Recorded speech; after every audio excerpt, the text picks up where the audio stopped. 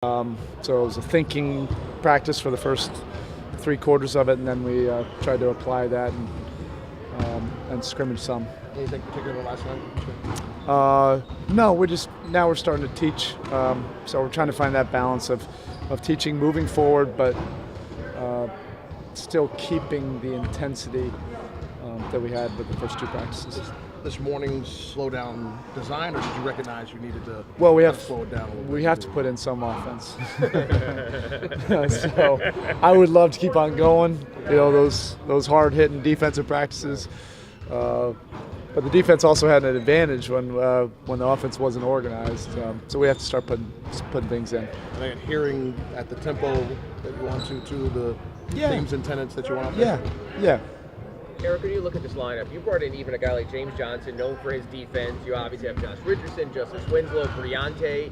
You clearly can put out defensive lineups out there. Are you comfortable with the individual defense you have as much as you stress team defense, that you have sort of heat-type defenders out there that you can cycle through? Well, that was the idea, and hopefully we can develop the guys into our system, but doing the research during the off season, we tried to find guys that fit our culture, and guys don't come in here surprised that we emphasize defense. So hopefully they have a little bit of a resume of that side of the floor, commitment to being a two-way player. We do like the versatility and toughness that a lot of those guys bring. Even on media day, when we asked you about pace, you sort of said, we'll see. And there's always been sort of the defense-first component here. Are you still more apt to make sure you have defenders out there than necessarily turning the offense loose and dealing with whatever comes on the other end? No, I would guard against calling guys offensive players and defensive players. Okay. It's not football.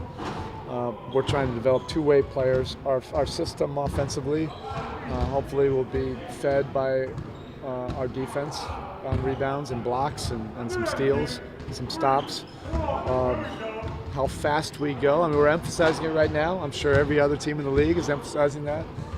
So we're playing fast. And the efficiency will dictate how fast that will continue to be.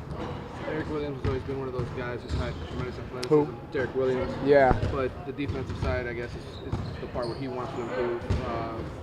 You have the raw skill set, and to be a better defensive player, you've obviously done that with some guys here over the years. Yes, and he,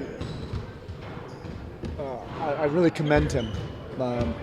He really wants to work at that side of the floor and be open to learning our system. A lot of different successful ways of doing it around this league. Ours certainly is not the way to do it. But he's been really committed to that process, and that means coming in early, staying after practice and drilling, and doing a lot of the things that most veteran players wouldn't necessarily have to do at his age. With Hassan in the middle, how important is spacing with this roster? It's always important. It helps everybody. It definitely helps Hassan when he's in the paint, either on pick and rolls or post-ups, but it helps your shooters, it helps your attackers get into the paint. And those little details have to be hammered home every single day. Any kind of slippage really helps the defense. Work much on his post moves? Have you seen an improvement on Hassan's post moves? Yes, he's been working at it.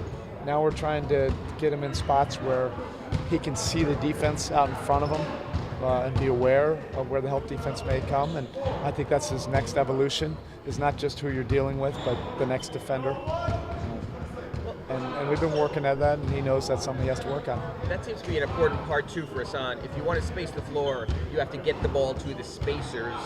Is Hassan getting better at that when you finally get shooters out there, that he'll be able to kick the ball out and find that? Or is that just something that's innate or something that can be taught?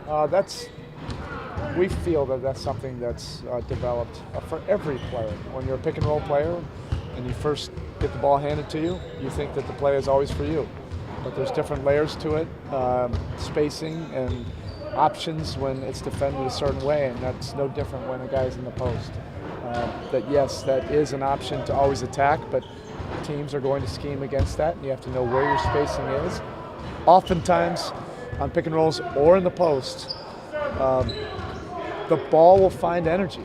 And if guys are getting to their spots early and with speed, the ball sees it, and that's no different for Hassan when he's in the post. He's making those strides. Yes, we're working on it quite a bit.